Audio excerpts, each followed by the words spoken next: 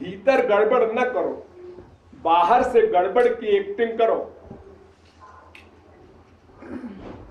इतने मर्डर किए अर्जुन ने, हनुमान वगैरह ने, प्रहलाद वगैरह ने, भीतर गड़बड़ नहीं हुआ, बाहर से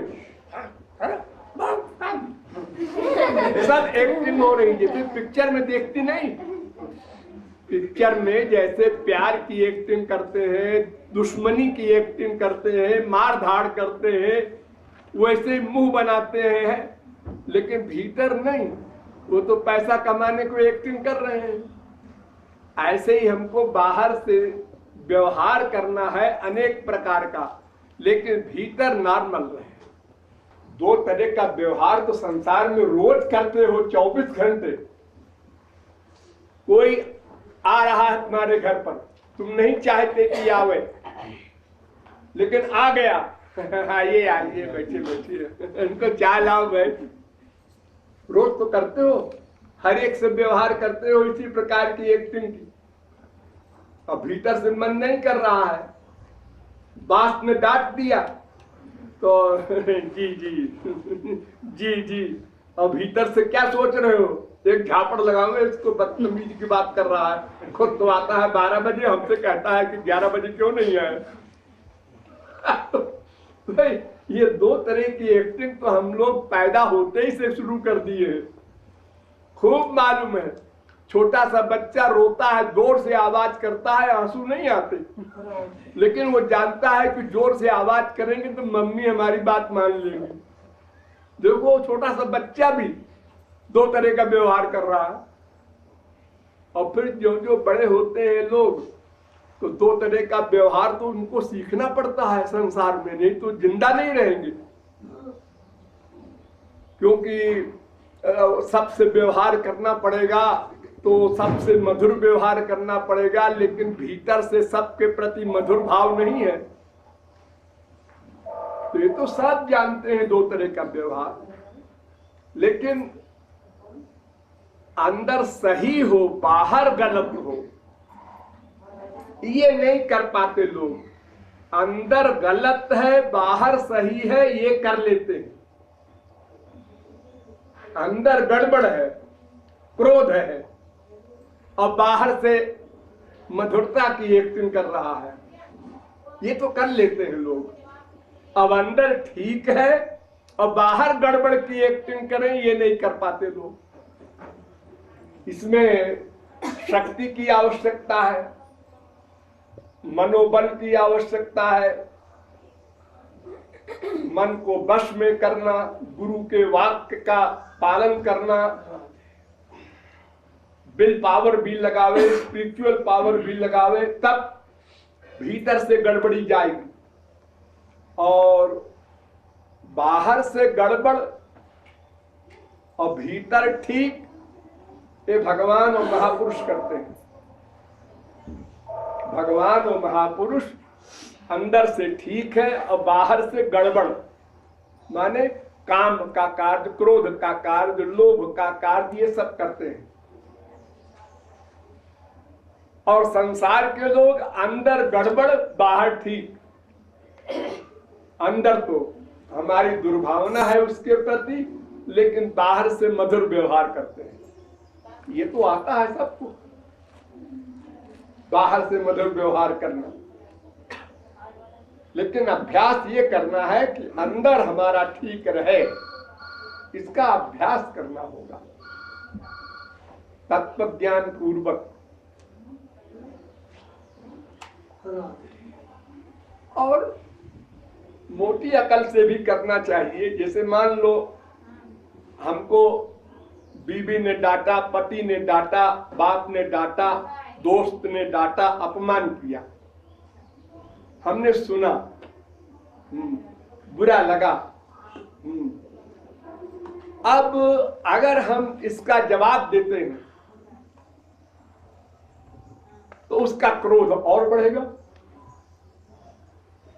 तो और भयानक व्यवहार करेगा, तो हमारा क्रोध और बढ़ेगा, तो हम और भयानक व्यवहार करेंगे।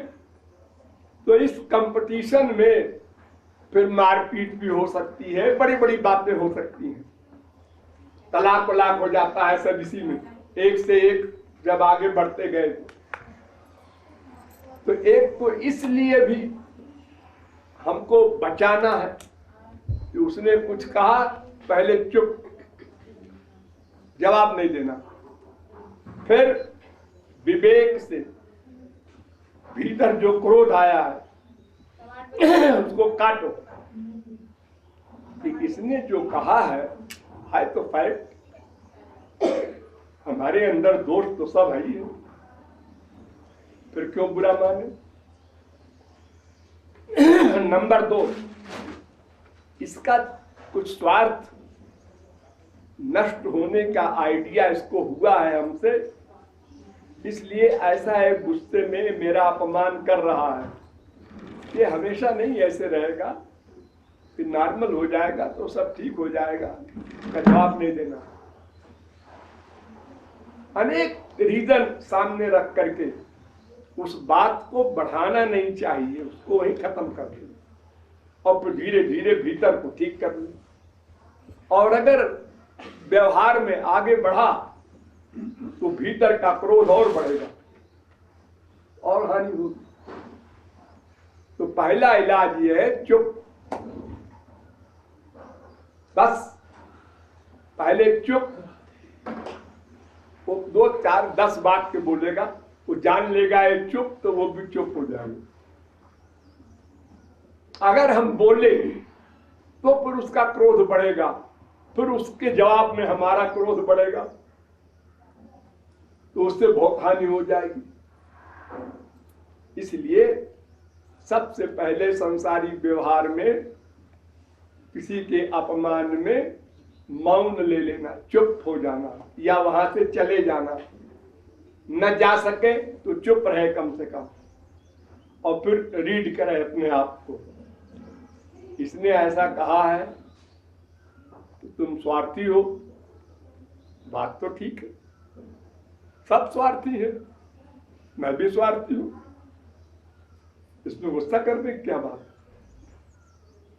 महापुरुषों ने, शास्त्रों ने, वेदों ने बताया है, हमने भी समझा है उसको, गुस्सा नहीं करना, चुप, गुस्सा खत्म कर दिया। तो गुरु के तत्व ज्ञान से, शास्त्र वेद के तत्व ज्ञान से उन दोषों को काटना, ये अभ्यास करना होगा।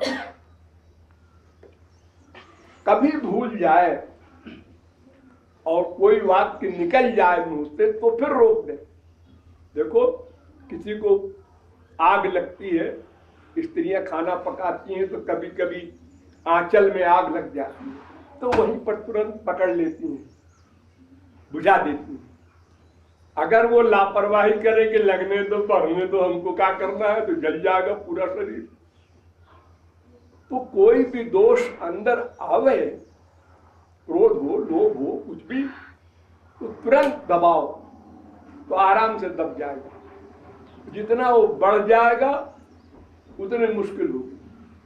तो जैसे क्रोध एक ऐसी चीज है जिससे बहुत अशांति हो रही है सारे संसार में, स्त्री पति में, बाप बेटे में, बहन भाई में, सब जगह क्रोध, वाणी का जबानी जमा खर्च। ये क्रीम यहां क्यों रखी है, ये क्रीम यहां क्यों रखी है, पूछा। स्त्री जवाब दे रही है, तो क्या सिर पे रख लूं? अब देखो क्रोध की बात शुरू हो गई। अरे मैं सिर पर रखने को नहीं कह रहा हूं, मैं कह रहा हूं इसको कमरे में क्यों नहीं रखा, तो यहां क्या चोर उठा ले जाएंगे? अब देखो शास्त्रार्थ बढ़ रहा है दोनों का, और बढ़ते बढ़ते बढ़ते बढ़ते फिर मारपीट भी हो सकती है, क्या क्या नहीं हो सकता संसार में, सब देखते हैं आप लोग। ये वाणी सबसे खतरनाक है। जितनी अशांति, टेंशन हमारे गृहस्थ में है, वाणी के द्वारा है। फैक्ट में तो बहुत कम है, ज्यादा वाणी से। इसलिए मधुर बोलो, कम बोलो, और कोई अपमान का वाक्य बोले तो उसको वहीं काट दो, आगे न बढ़ाओ। ये सिद्धांत गलत है कि अगर हम न बोले तो फिर वो और बोले। ये कहते हैं लोग कि जैसे हमको पति ने डांटा, तो अगर हम न डांटे उसको, उसका जवाब न दे, तो फिर हमारे तो सर चढ़ जाएगा। ये फिलॉसफी लोगों की खोपड़ी में है। ऐसा नहीं, ये गलत सिद्धांत है। हम जब वाणी बंद कर देंगे, चुप हो जाएंगे, तो वो 2-4 वाक्य और बोलेगा, मान लिया, उसके बाद वो चुप हो जाएगा। लेकिन अगर हम चुप नहीं होंगे तो फिर वो चुप क्यों होगा, फिर बात बढ़ती जाएगी। इसलिए सबसे पहले शब्दों पर कंट्रोल, फिर भीतर ठीक करना, इसका अभ्यास करना होगा। सिद्धावस्था तो नहीं पहले पहला जाएगी, क्रोध आएगा ही नहीं, ऐसा नहीं। लेकिन जैसे किसी के वाक्य से क्रोध आया 25% और हमने जवाब नहीं दिया, तो 25% को फिर हम विचार पूर्वक काट देंगे आराम से। और अगर हम वाक्य का जवाब देंगे, फिर वो बोलेगा, फिर हम बोलेंगे, तो 25% 100% हो जाएगा। फिर हमारे बस का नहीं रहेगा, हम कंट्रोल नहीं कर पाएंगे। इसलिए सबसे पहली और बढ़िया दवा है चुप रहना और पात्र के अनुसार बात करना। अगर छोटा है हमसे और हम समझते हैं कि इसको डांट देंगे तो हमारा काम बन जाएगा, आगे बात नहीं बढ़ेगी, तो वहां वैसा व्यवहार कर दो। ये हमसे बड़ा है, ये सही गलत बात कर रहा है, लेकिन अगर हम इसको गलत कहेंगे तो ये और गुस्सा करेगा, इसलिए उससे चुप रहो। हमारा बाप है, हमारी माँ है, हमारा बड़ा भाई है, हमसे बड़ा है और गलत बात कर रहा है, और हम ये सोच के कि ये गलत बात कर रहा है हम भी बोलेंगे, ये गलत। क्योंकि उसको ये अहंकार है कि हम बड़े हैं, तुम्हारे बाप हैं, इसलिए वो तुम्हारी सही बात को भी मानेगा नहीं। जगत गुरु का बाप भी किसी को कहे कोई बात, तो जब वो गुस्से में होता है, नहीं महाराज जी ऐसा नहीं है, ऐसे बोल देते हैं लोग, हमको बोल देते हैं, तो संसारी बाप माँ को कौन छोड़ेगा। तो उससे बात बहुत बढ़ जाती है। तो पात्र देख करके व्यवहार करना चाहिए। एक सा व्यवहार सर्वत्र नहीं होता है, जैसा पात्र हो वैसा व्यवहार हो, लेकिन भीतर गड़बड़ होने की बात तो गलत है ही, चाहे जहां हो, भीतर गड़बड़ न होने पाए ये तो अपना ख्याल रखना चाहिए। बाहर तुम नम्र व्यवहार करो, जहां जरूरत पड़ जाए। अरे कोई कमजोर आदमी भी है और रिवॉल्वर लिए है, दिखा रहा है और कहता है हैंड्स अप, उठाओ हाथ। ये मत सोचो हम जरा बलवान है, एक झापड़ लगा देंगे। अरे झापड़ नहीं, रिवॉल्वर लिए, चुपचाप उठा दो हाथ। देखो एक नकली रिवॉल्वर लेके एक बार यूपी में हवाई जहाज पर सवार हो गया, खिलौना वो जो आता है 100 रुपए का, वो रिवॉल्वर लेके खड़ा हो गया हो, और 250 आदमी हवाई जहाज में बैठे, सबसे हाथ उठवा दिया उसने। सब लोग हाथ उठा, नहीं गोली मार देंगे, और हवाई जहाज उड़ा के ले गया। पकड़ा गया, ये गोरखपुर का था। तो जैसा व्यवहार देखो, समय देखो, वैसा व्यवहार करो। हर समय नम्रता भी खतरनाक है, हर समय अकड़ दिखाना भी खतरनाक है। किसके सामने क्या करना चाहिए, ये बुद्धि से काम लेके करना चाहिए। एक सा व्यवहार करने वाला संसार में सफल नहीं हो सकता। अगर बहुत नम्र रहेगा हर एक के साथ तो गुंडे लोग उसको नहीं छोड़ेंगे। अब अगर हर जगह अकड़ेगा तो फिर वो बड़ों से लाभ नहीं ले सकता। इसलिए दाक्षिण्यम स्वजने दया परिजने साध्यम सदा दुर्जने प्रीति साधु जने नयो नृपजने विद्वज्जने स्वार्जवम शौर्यम शत्रुजने क्षमा गुरुजने नारी जने। अलग अलग व्यवहार। अपने लोगों में प्यार का व्यवहार, गरीबों में दया का व्यवहार, संत महात्मा के प्रति शरणागति का व्यवहार, विद्वानों के साथ नम्रता का व्यवहार, शत्रु के साथ वीरता का व्यवहार, अलग अलग ढंग का व्यवहार करना चाहिए तो वो संसार में सफल हो सकता है।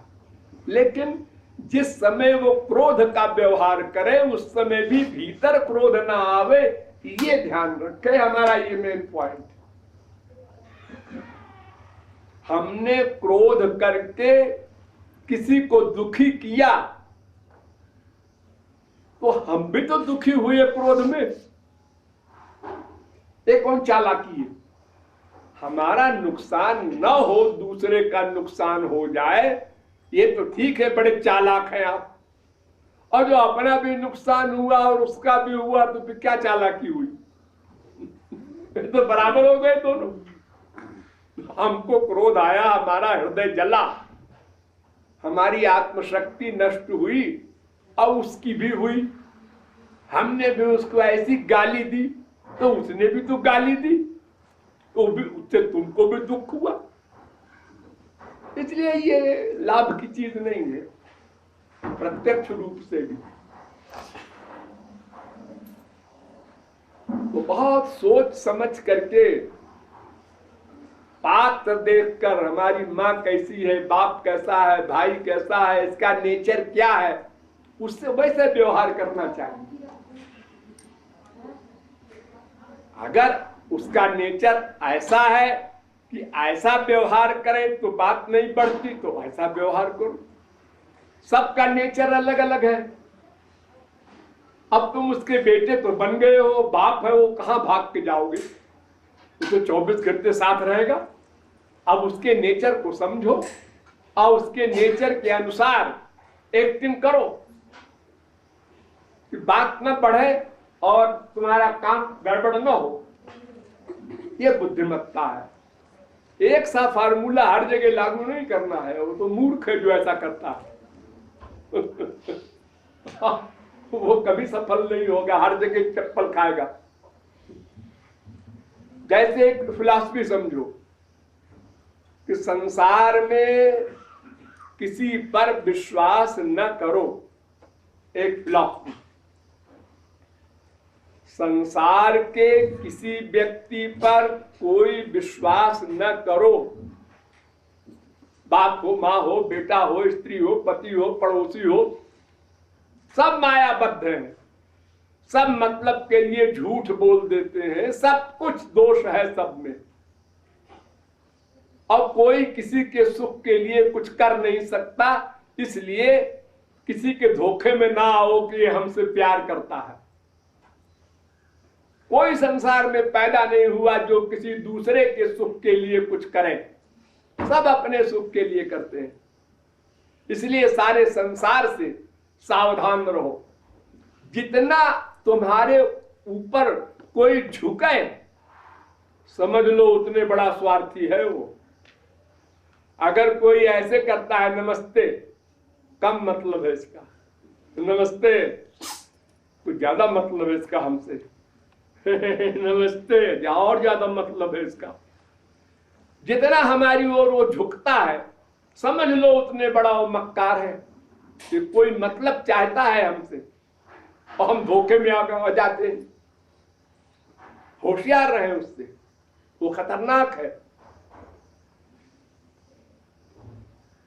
तो सारे संसार में सब स्वार्थी हैं। इस बुद्धि को सदा बनाए रखना, किसी के धोखे में ना आना, बुद्धि का प्रयोग करना हर जगह। और जब भगवान का विषय आवे, महापुरुष का विषय आवे, तो वहां बुद्धि लगाना बंद, जो वो उल्टा व्यवहार करना है अब तुमको। जैसे स्कूल में पढ़ने गए, अब बुद्धि लगाना बंद, उसी प्रकार जैसा टीचर कहे वैसे लिखो। डॉक्टर के पास गए, बुद्धि लगाना बंद, जैसी दवा कहे वैसे खाओ। तो भगवान और महापुरुष के यहाँ भोले बालक बन जाओ, पूर्ण शरणागति, बुद्धि का दान, और संसार में पूरी बुद्धि लगाओ।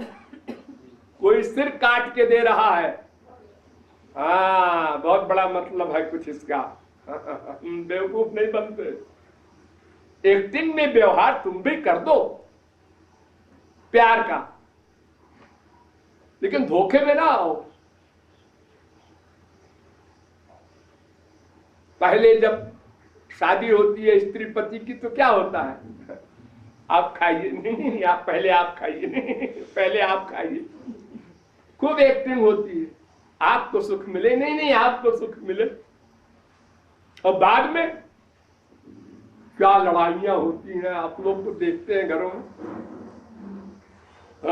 पहले हम, तुम हमारा कभी ख्याल नहीं करते, तुम हमारा कभी ख्याल नहीं करती, फिर ये शुरू हो जाता है अध्याय।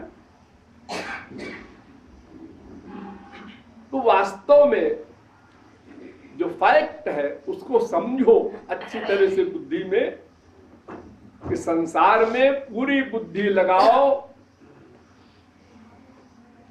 किसी पर विश्वास न करो, और हरि गुरु पर पूर्ण विश्वास करो, बुद्धि का समर्पण करो, तब भगवत प्राप्ति होगी।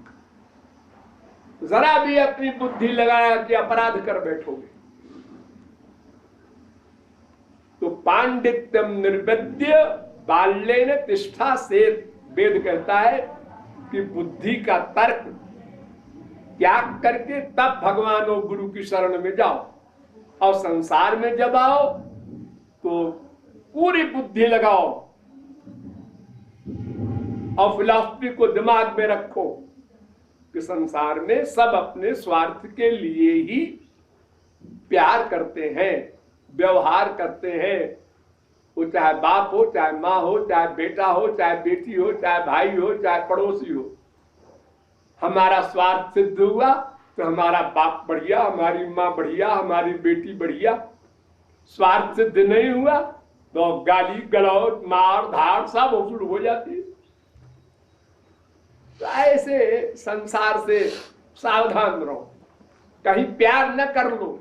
प्यार भगवान से और महापुरुष से करो, वे तुम्हारे हैं, वे तुम्हारा कल्याण करेंगे, आत्मा का कल्याण करेंगे। संसार कृपा करेगा तो अपने स्वार्थ के लिए करेगा, और क्या देगा संसार, बस उससे आनंद मिलना नहीं है। और वो भी तब तक देगा जब तक उसका स्वार्थ हल होगा। स्वार्थ कम, प्यार कम, स्वार्थ खत्म, प्यार खत्म।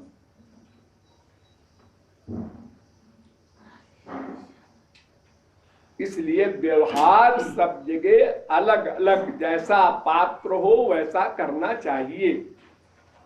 है संसार में बड़ा कठिन, क्योंकि हम सबके अंतर की बात तो जानते नहीं। ये आदमी कैसा है जो हमारे पास आया है, लेकिन व्यवहार से हम नाप सकते हैं। ये बड़े नम्रता दिखा रहा है हमारे आगे, जरूर कोई बड़ा मतलब छुपा है इसके भीतर, इतना तो समझ सकते हो। तो उससे कहो मत कि तुम बड़े मतलब लेके आए हो, मुंह से मत कहो, लेकिन होशियार रहो, धोखे में ना आ जाओ कि ये हमारा आदमी है, विश्वास न कर लो। देखो बड़े बड़े पॉलिटिशियन बूढ़े हो गए, एक सेकंड में पार्टी छोड़ देते हैं, दुश्मन हो जाते हैं एक दूसरे के। सगी बहू मेनका गांधी इंदिरा गांधी के खिलाफ जहां देखो वहां स्त्री पति बाप बेटे सब एक दूसरे को खाने दौड़ते हैं। स्वार्थ नष्ट हुआ, बस बात खत्म। इसलिए व्यवहार कुशल बनना है। संसार में ऐसी एक्टिंग करना है कि अपना काम बने। शरीर संबंधी जो आवश्यकता है, जो समाज का नियम है, उसको हम पालन करते रहें। हमें कहना नहीं है बाप से भाई से कि तुम स्वार्थी हो, समझना है अंदर। अरे भाई, अगर तुम बाप से कहते हो कि तुम स्वार्थी हो तो बाप कहेगा तुम भी तो स्वार्थी हो। तुम्हारा मतलब हमसे है, हमारी रोटी दाल खाती हो, तुम हमारी संतान हो, हम तुमको पढ़ाते लिखाते हैं, पैसा खर्च करते हैं, तुम्हारा भी तो स्वार्थ है हमसे। तो दोनों का दोनों से स्वार्थ है, तब तक गाड़ी चल रही है। अगर स्वार्थ एक का खत्म तो बस गाड़ी खत्म हुई। तो कोई नहीं पूछता। लड़की की शादी हो गई, अब पति के यहां हो गई, 2-4 बच्चे हो गए। अब मां बुलाती है, मेरे पास आ जाओ, मैं बीमार हूं। अरे मम्मी कैसे आऊं, लड़का बीमार है। अपना लड़का नंबर 1 है, वो बीमार है, उसको छोड़ के मां की बीमारी में मैं कह जाऊं। जहां अधिक स्वार्थ सिद्ध होगा उसी को प्राथमिकता देता है मनुष्य। इसलिए बहुत सावधानी की आवश्यकता है संसार में। लेकिन मधुर भाषण और कम बोलना, ये तो सब जगह लाभदायक है। कम से कम बोलो और मीठा बोलो।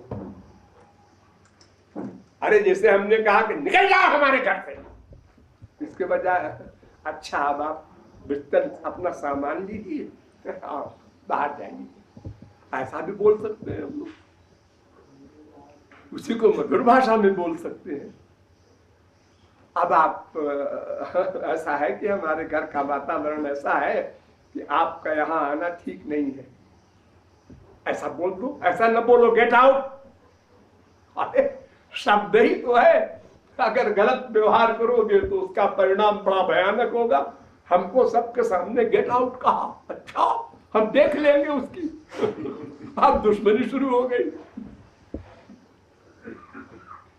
तो व्यवहार बहुत बड़ी चीज है।